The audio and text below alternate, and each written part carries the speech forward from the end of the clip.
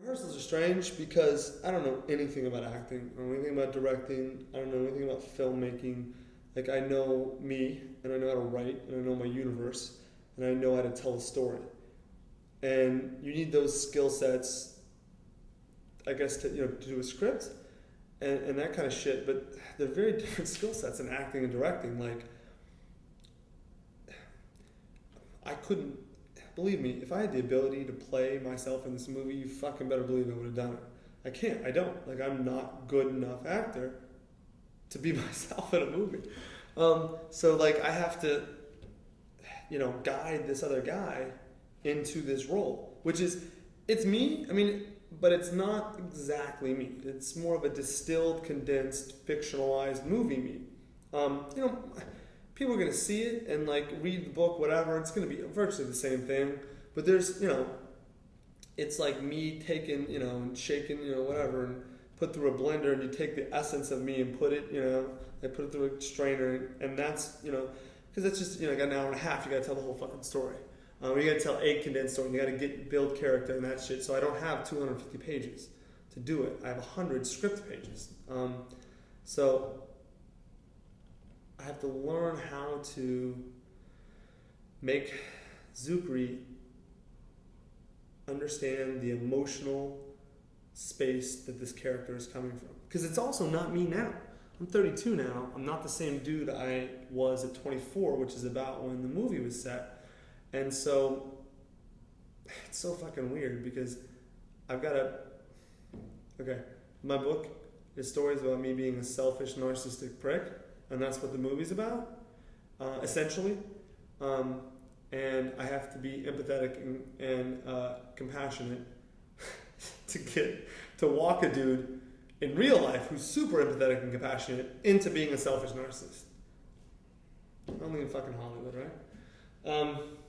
So it's I've had to develop a whole new skill set.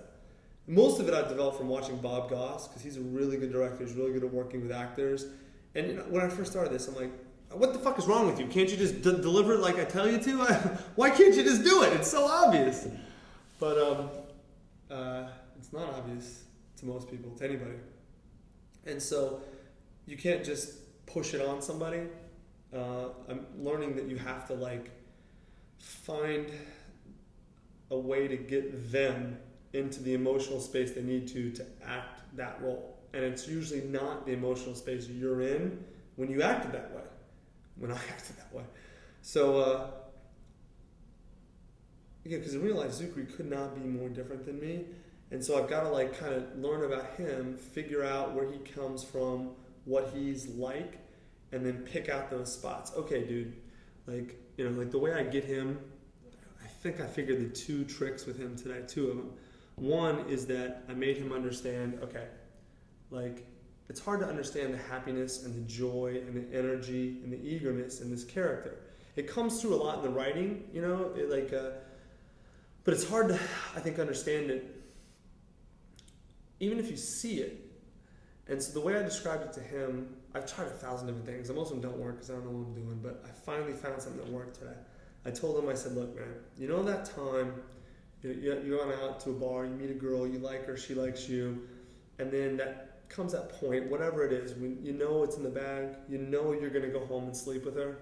So from that point until you actually leave the bar, what do you feel like? And he's like, dude, that's the best time. Like when it's in the bag, but before you have it and the consequences that come with getting it, that's the best time. I'm like, exactly. That's what this character is all the time. His whole life is hope and joy and possibility and future and happy. It's like, it's like a kind of like a light went on in his head, and he kind of, I think, really understood more where the character was coming from. And then, what was the other thing I said? Oh, okay. So the other thing was, he's, even though the kid looks like he's fucking 12, he's 31. And so he and I'm 32, so he and I have been through, he started art like actor, struggled like a motherfucker, started off really good, struggled like a motherfucker, got the role in Gilmore Girls. It really kind of established him. Now he wants to go to the next level. It's almost the same fucking story as me. Started off hot, a bunch of deals, offers, whatever. I fucked them all up. put the book out. Book did pretty good, established me. Now I'm going to the next level. So it's like as artists, we can relate like really well. And what I kind of explained to him was, you remember that time in your life. For him, it was a little bit different time than me, but that time in your life when everything, you've conquered your world. Like for him, I think it was when he was about a senior in college. He was like big man on campus at College of Charleston, which is like a really fun school to go to. Captain of the tennis team, the dude was fucking everything that he wanted, like out of control, like won the Mr. Charleston pageant or what the fuck ever. But the point was, in that social world, he was king shit on Turd Island. And he had conquered that world. And, went out to LA, actor, whatever, whole thing. But I'm like, you remember what you were like, second semester senior year when, like, there was no aspect of your universe that you didn't own? Yeah, I'm like, it's before, you failed. Before life kicked you in the teeth. Before you had to trade that arrogance in for wisdom, via failure. But you remember what you were like? He's like, yeah, like that's this character. That's who he is. That's where he is. And I'm like, you got to put yourself back in that time, when there were no consequences, when everything was up, everything was bright possibilities of future, everything was fun, And I'm like, now it's like, I'm like, I was like that from 18 to like 27 or something, like longer than I should have been. But, because it takes me a long time to learn lessons. But, I'm like, I'm the same person, I've been my whole life. I'm much wiser and mature now than I was when I did a lot of this shit in the stories.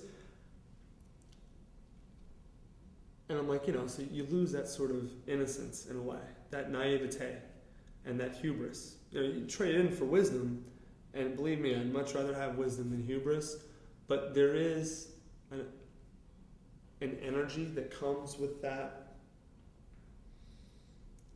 sort of naive hubris that's very attractive and very very intoxicating for other people, if it's fun and if it's joyous and if you include everyone in on the joke.